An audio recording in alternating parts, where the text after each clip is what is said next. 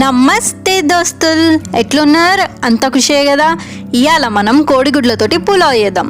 చలో ఇక షురు చేద్దాం. మొదగాల పొయ్యి మీద కుక్కర్ పెట్టుకొని అందులో నూనె పోసి అందులో ఇంత గరం మసాలా కాజు వేసి నూనెలో ఎగించుకోవాలి. అవి వేగినాక అందులోనే పుదీనాకులు ఉల్లాకులు ఉల్లిగడ్డ ముక్కలు కూడా వేసుకొని నూనెలో ఎగించుకోవాలి. ఇక అవి ఏగనీకి ఇడిచేసి ఇంకో పొయ్యి మీద కడాయి పెట్టి నూనె పోసి అందులో ఇంత ఉప్పు కారం గరం మసాలా వేసి ఉడకబెట్టిన కోడిగుడ్లు అట్లా పొడుగ్గా కోసుకొని అదే నూనెలో వేగించుకోవాలి. ఏం దోస్తులు ఇంకా సబ్స్క్రైబ్ చేసుకోలే? డబ్బున సబ్స్క్రైబ్ చేసుకొని గంట కొట్టిరి. మా అన్ని రకాల వంటకాలుగా మిస్ గారు. ఉల్లిగడ్డలు వేగినాక అల్లం ఎల్లిగడ్డ పేస్ట్ వేసుకోవాలి. పేస్ట్ రెడీగా లేకపోతే అల్లము ఎల్లిగడ్డ తురిమేసి వేసుకోవాలి. ఇక అందులోనే ఉప్పు కారం పసుపు వేసి మంచిగా కలిపి ఏగనికి ఇడిచేద్దాం. గుడ్ల సంగతి చూద్దాం. గుడ్లు కూడా వేగినాయి. ఇక ఉల్లిగడ్డలలో వేసేద్దాం. ఇక అందులోనే 10 నిమిషాల ముందు నానబెట్టిన బాస్మతి బియ్యం వేసుకోవాలి.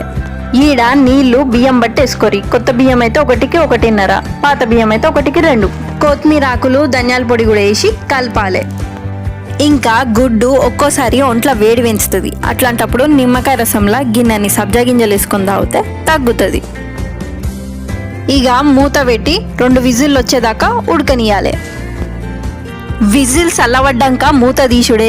గంతే, కోడిగుడ్డు పులావ్ తయార్.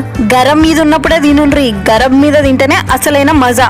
మీరు మరవకుండా ట్రై చేసి ఎట్లొచ్చిందో కమెంట్ చేయరి. నచ్చితే లైక్ కొట్టుర్రి.